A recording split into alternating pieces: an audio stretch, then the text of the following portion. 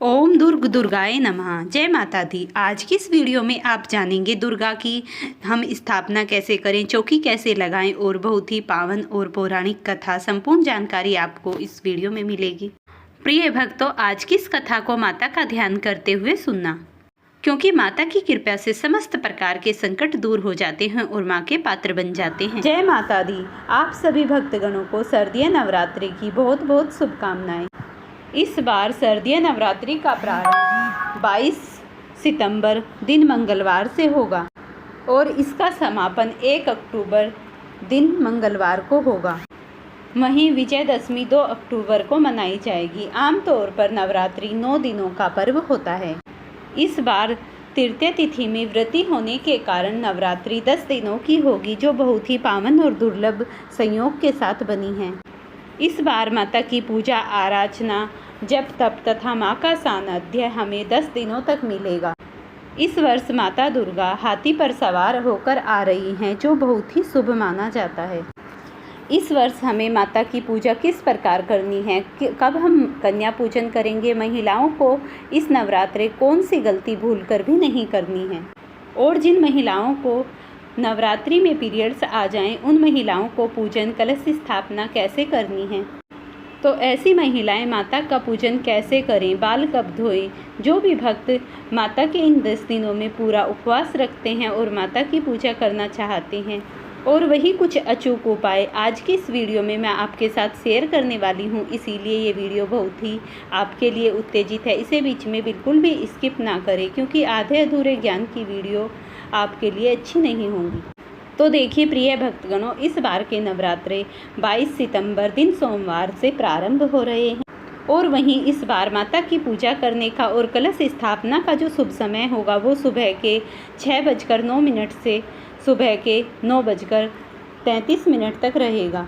अगर आप सुबह के समय में कलश की स्थापना नहीं कर पाते तो अभिजीत मुहूर्त में आप कलश की स्थापना कर सकते हैं, और इस दिन पूजन करने का अभिजीत मुहूर्त जो होगा वो होगा 11:49 से दोपहर के 12:38 तक। तो इस बार कलश की स्थापना करने के 2 शुभ और श्रेष्ठ मुहूर्त हैं। आप अपनी सुविधा के अनुसार कोई से भी मुहूर्त में अपने कलश की स्थापना कर सकते हैं। वैसे तो हर बार नवरात्रे 9 दिनों के ही होते हैं, लेकिन इस बार हमें नवरात्रे 10 दिनों के प्राप्त हो रहे हैं, जो कि बहुत ही मंगलकारी हैं। वैदिक शास्त्रों के अनुसार ऐसा बताया जाता है, जब नवरात्रि बढ़ते दिनों की होती है तो वो बहुत ही शुभ होती है। तो आइए अब हम जान लेते हैं कि हमें इस दिन कौन सी देवी की पूजा करनी है। तो अब मैं आपको बता देती हूँ नवरात्रि के प्रथम दिन हमें कौन सी माता की पूजा करनी है।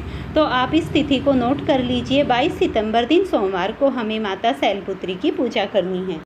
23 सितंबर दिन मंगलवार को माता ब्रह्मचारिणी की पूजा की जाएगी। 24 सितंबर दिन बुधवार को माता चंद्रघंटा की पूजा की जाएगी। वहीं 25 सितंबर दिन बृहस्पतिवार चंद्रघंटा की ही पूजा की जाएगी, क्योंकि इस बार तृतीय तिथि में नवरात्रि की वृद्धि की गई है, इसीलिए तृतीय तिथि 2 बार रहेंगी और माता की पूजा 2 दिन की जाएगी।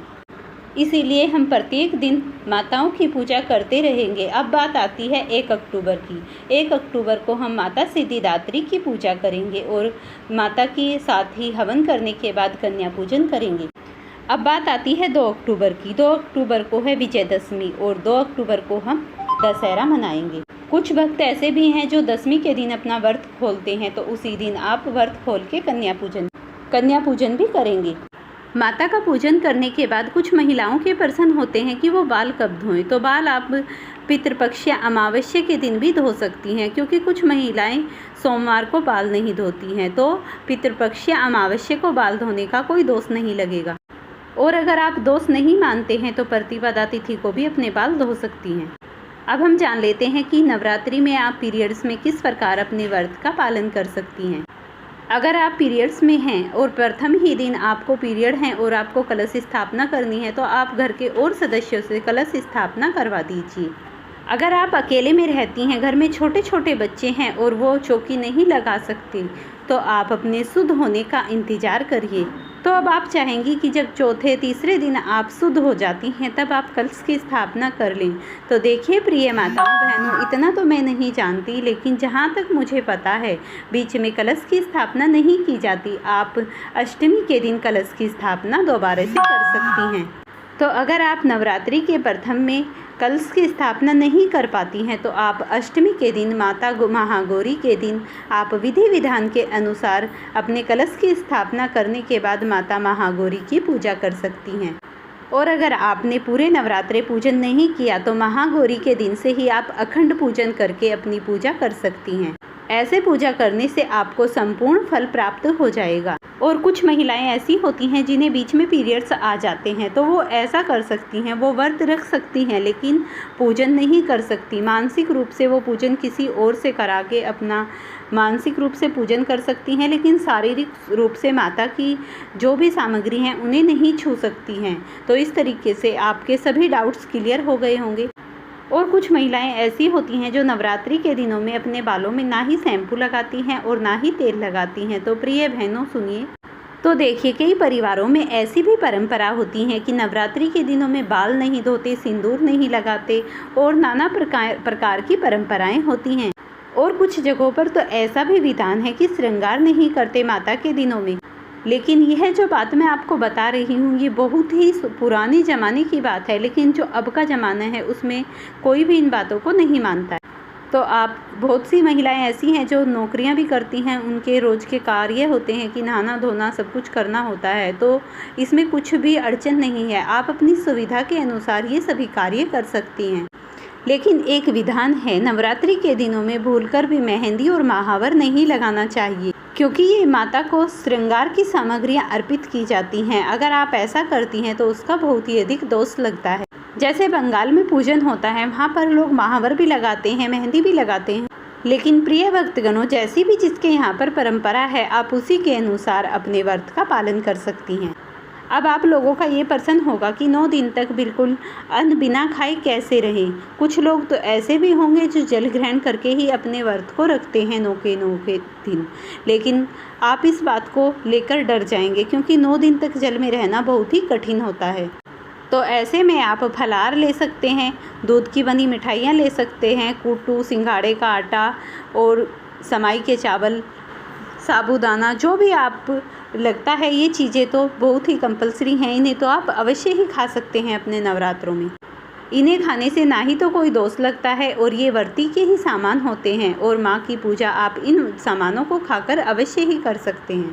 लेकिन अगर आप कुछ खाएंगे पिएंगे नहीं तो आप शारीरिक रूप से थक जाएंगे और बीमार पड़ जाएंगे और ना ही माता की पूजा कर पाएंगे। देखिए प्रिय भक्तों, हमारे शास्त्रों में ऐसा विधान नहीं कि हम भूखा रहकर ही उपवास करें। आप व्रत करते हैं तो उसमें आप थोड़ा बहुत कुछ भी फलाहार ले सकते हैं। ये नहीं कि आप कुछ भी ना खाएं, बिल्कुल जल से ही रहें। ऐसे निराहार रहेंगे तो आपकी तबीयत खराब हो जाएगी और आप व्रत का पालन नहीं कर पाएंगे। तो ये थी आज की संपूर्ण जानकारी। अगर आपको ये वीडियो पसंद आई हो तो इसे लाइक शेयर करना, चैनल पर नए हैं तो चैनल को सब्सक्राइब करना और मुझे बताना मैं आपके लिए अगली वीडियो कौन सी लेकर आऊँ।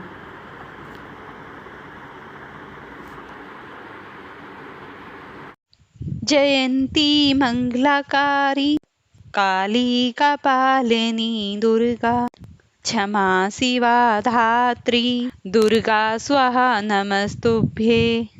जय माता दी। ओम नमः शिवाय। आप सभी भक्तगणों को शारदा नवरात्रि की ढेर सारी शुभकामनाएं।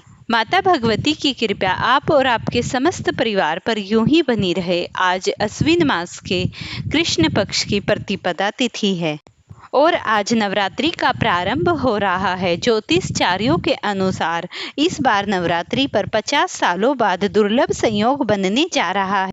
इस बार शरद नवरात्रि पर गज योग, भद्र राजयोग और उद्यत आदि राजयोग शुभ संयोग बन रहा है। इस बार माता का उदय हाथी पर होगा, जो बहुत ही दुर्लभ है, जो शुभ और वृद्धि करने वाला है। तो प्रिय भक्तों, इस शरद नवरात्रि पर माता का ध्यान करने, उनकी कथा करने और व्रत करने से दरिद्रता का घर से नाश होता है, सुख समृद्धि का वास होता है, व्यक्ति के सभी रुके कार्य सिद्ध हो जाते हैं। आज मैं आपको सुनाने जा रही हूँ नवरात्रि के प्रथम दिन सुनी जाने वाली माता दुर्गा की बहुत ही पौराणिक और दुर्लभ कथा। तो आप सभी भक्तगण इन कथाओं को पूरे ध्यान और प्रसन्नचित मन करके सुनिएगा। नवरात्रि कथा के अनुसार एक बार बृहस्पति जी ने ब्रह्मा जी के समक्ष चैत्र व अश्विनी मास के शुक्ल पक्ष में पड़ने वाले नवरात्र का उत्सव जानने की इच्छा जताई। इन्होंने कहा, इस व्रत का क्या फल है, इसे किस प्रकार किया जाता है, सबसे पहले इस व्रत को किसने किया, ये सब विस्तार से कहिए। बृहस्पति जी के प्रश्नों का जवाब देते हुए ब्रह्मा जी ने कहा, हे बृहस्पति, प्राणियों के हित की इच्छा से तुमने बहुत अच्छा प्रश्न किया। जो इंसान मनोरथ पूर्ण करने वाली माँ दुर्गा, महादेव, सूर्य और नारायण का ध्यान करते हैं वे धन्य हैं। यह नवरात्र व्रत संपूर्ण कामनाओं को पूर्ण करने वाला है। इस व्रत को करने से पुत्र, सुख, धन, विद्या और सब कुछ मिल सकता है। इस व्रत को करने से रोग दूर हो जाता है, घर में समृद्धि की वृद्धि होती है, बंध्या को पुत्र पैदा होता है, समस्त पापों से छुटकारा मिल जाता है। जो मनुष्य इस नवरात्र व्रत को नहीं करता वह अनेक दुखों को भोगता है। यदि व्रत करने वाला मनुष्य सारा दिन का उपवास न कर सके तो एक समय भोजन करे और उस दिन बांधवों सहित नवरात्र व्रत कथा का श्रवण करे। हे बृहस्पति, जिसने पहले इस महाव्रत को किया वह कथा मैं तुम्हें सुनाता हूँ, तुम सावधान होकर सुनो। ब्रह्मा जी बोले, प्राचीन काल में मनोहर नगर में पिठिल नाम का एक अनाथ ब्राह्मण रहता था। वह माता दुर्गा का भक्त था। उसके संपूर्ण सद्गुणों से युक्त सुमिति नाम की एक अत्यंत सुंदर कन्या उत्पन्न हुई। वह कन्या अपने पिता के घर अपनी सहेलियों के साथ क्रीड़ा करती हुई इस प्रकार बढ़ने लगी जैसे शुक्ल पक्ष में चंद्रमा की कला बढ़ती है। उसका पिता प्रतिदिन जब दुर्गा की होम करके पूजन करता उस समय वह भी नियम से वहां उपस्थित रहती। एक दिन सुमिति भगवती के पूजन में उपस्थित नहीं हुई। उसके पिता को पुत्री की ऐसी असावधानी देखकर क्रोध आया और वह पुत्री से कहने लगा, अरे दुष्ट पुत्री, आज तूने भगवती का पूजन नहीं किया, इसी कारण मैं किसी कुष्ठी रोगी दरिद्र मनुष्य के साथ तेरा विवाह करूंगा। पिता की बात सुनकर सुमिति के मन में बड़ा दुख हुआ और पिता से कहने लगी, हे पिता, मैं आपकी कन्या हूँ तथा आपके सब तरह आधीन हूँ, जैसी आपकी इच्छा हो वैसा ही करो, चाहे राजा से करो, चाहे कुष्ठी से, चाहे दरिद्र से, जिसके साथ चाहो मेरा विवाह कर दो, पर होगा वही जो मेरे भाग्य में लिखा है, क्योंकि कर्म करना मनुष्य के अधीन है पर फल देना देव के अधीन है। कन्या के निर्भीकता से कहे वचन सुन उस ब्राह्मण ने क्रोधित हो अपनी कन्या का विवाह एक कुष्ठी के साथ कर दिया और अत्यंत क्रोधित हो पुत्री से कहने लगा कि हे पुत्री, अपने कर्मों के फल भोगो, देखिए भाग्य के भरोसे रहकर क्या करती हो।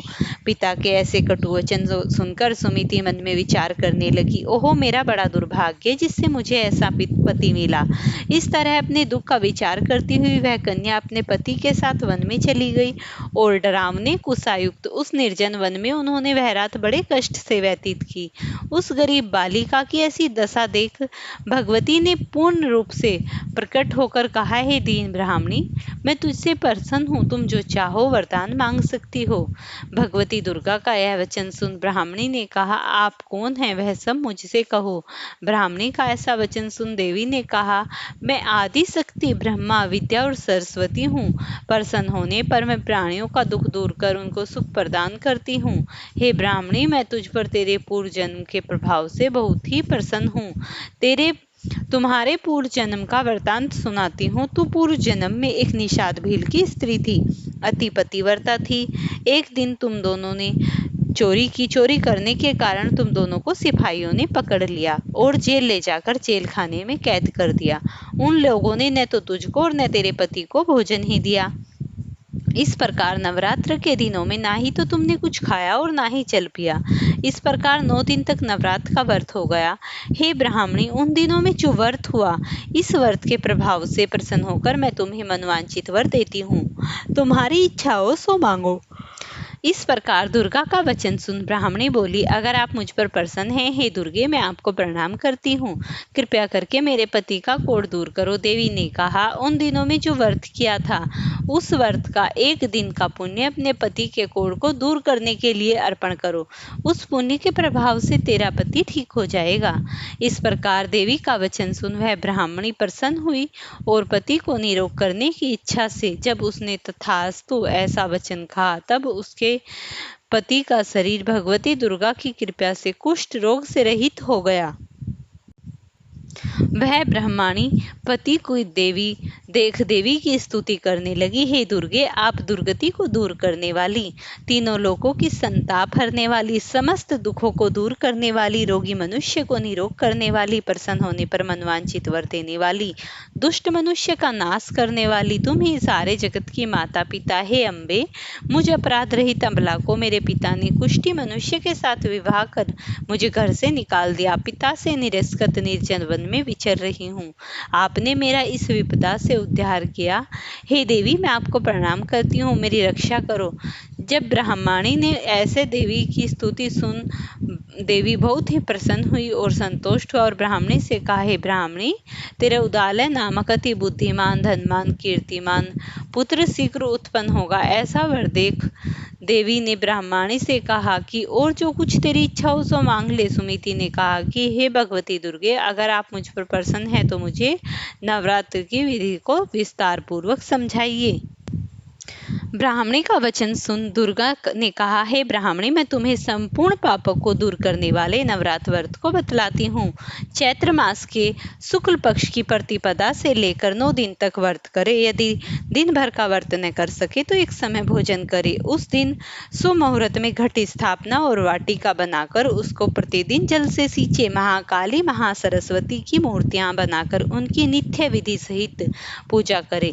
बिजोरा के फूल से अर्घ्य देने से रूप की प्राप्ति होती है। जायफल से अर्घ्य देने से कीर्ति, दाख से अर्घ्य देने से कार्य सिद्धि, आंवले से सुख की प्राप्ति और केले से आभूषणों की प्राप्ति होती है। इस प्रकार पुष्पों व फलों से होम आदि करे। समाप्त होने पर 9वें दिन विधि विधान से खांड, घी, गेहूं, शहद, जौ, तिल, बिम, नारियल सभी चीजें इस प्रकार समर्पित करे। नारियल, दाख और कदम जैसी विभिन्न सामग्रियों से हवन करना चाहिए। आंवले से कीर्ति और केले से पुत्र की प्राप्ति होती है। कमल से राज सम्मान और दाखों से सुख संपत्ति की प्राप्ति होती है।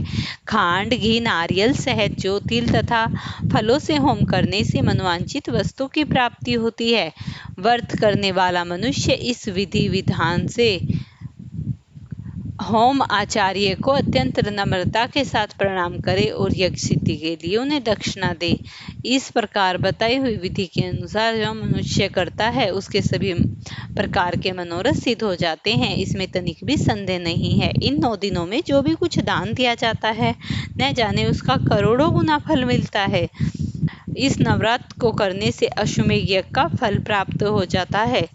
और हे ब्राह्मणी, इन संपूर्ण कामनाओं को पूर्ण करने वाला उत्तम तीर्थ, मंदिर अथवा घर में ही विधि के अनुसार करे। फिर ब्रह्मा जी कहने लगे, हे बृहस्पति, जो तुमने इस प्रकार का ब्राह्मणी का वचन सुना, इस प्रकार ब्राह्मणी को समस्त बातें बताकर देवी अंतर्धान हो गई। जो मनुष्य या स्त्री इस व्रत को भक्ति पूर्वक करता है वह इस लोक में सुख प्राप्त कर अंत में मोक्ष को प्राप्त होता है। ब्रह्मा जी ने बृहस्पति जी से कहा कि यह दुर्लभ व्रत का महात्म्य जो तुमने मेरे लिए बतलाया है, इसे सुनकर मैं प्रफुल्लित और आनंदित हो गया हूँ और कहने लगा कि हे महान, आपने मुझ पर अति कृपा की है जो मुझे इस नवरात्र व्रत विधि के माध्यम और कथा को सुनाया है। इस प्रकार देवी की समस्त स्तुति करने के बाद सभी लोग कहने लगे, बोलो भगवती देवी की जय हो, तीनों लोकों की स्वामिनी की जय हो, बोलो भगवती माता की जय। प्रेम से बोलिए, अम्बे माँ की जय हो। राजा दक्ष की पुत्री सती भगवान शिव की पत्नी थी। एक बार राजा दक्ष ने एक बड़ा यज्ञ किया जिसमें शिव जी को आमंत्रित नहीं किया। समस्त देवी देवताओं को बुलाया गया लेकिन शिव जी को नहीं बुलाया गया। सती बिना बुलाए ही वहां पहुंच गई। वहां उसने शिव का अपमान हुआ देखा जिसे वह सह न पाई। इस प्रकार वह सती ने यज्ञ कुंड में कूदकर अपने प्राणों की आहुति दे दी। इसी प्रकार सती अगले जन्म में हिमालय राज की पुत्री के रूप में जन्मी और उन्हें शिलापुत्री कहा गया। उन्होंने कठोर तप कर भगवान शिव को पुनः पाने के लिए प्रसन्न किया और भगवान शिव की आराधना की। सती अगले जन्म में हिमालय राज की पुत्री के रूप में जन्मी और उन्हें शिलापुत्री कहा गया। उन्होंने कठोर तप किया और भगवान शिव को पुनः पति रूप में पा लिया। प्रथम दिन माँ शिलापुत्री की शक्ति से साधक को शक्ति धैर्य और जीवन में सरलता और सुख शांति घर में लक्ष्मी का ठहराव मिलता है और साधक की समस्त प्रकार की मनोकामनाएं पूर्ण होने के बाद वह अंत में भगवान के श्री धाम को जाता है। इस प्रकार प्रिय भक्तों, आप सभी माता की इस पावन और पौराणिक कथा का श्रवण अवश्य ही करें। हो सकता है माता आपके भी जीवन की समस्त प्रकार की खुशियां आपकी झोली में डाल दे। फ्रेंड्स, अगर आपको ये वीडियो पसंद आई हो तो इसे लाइक शेयर करना, चैनल पर नए हैं तो चैनल को जरूर सब्सक्राइब कर लेना।